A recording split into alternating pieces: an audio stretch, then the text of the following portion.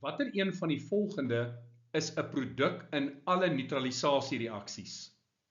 Die korrekte antwoord is B, water. Nou kom ons kyk argumentsondhalwe na 'n neutralisasiereaksie waar soutsuur reageer met die basis natriumhidroksied.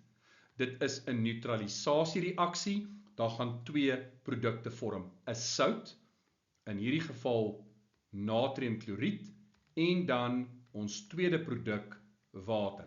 En dit is belangrik om daarop te let dat water altyd sal vorm, ongeag watter suur of basis jy gebruik. Nou in hierdie spesifieke neutralisasiereaksie is die sout wat vorm natriumkloried. Nou dit is nie altyd die geval nie. Daar is ander soute wat ook kan vorm, soos natriumsulfaat, kaliumnitraat, as ook talle ander. Maar water sal altyd gevorm word tydens neutralisasie.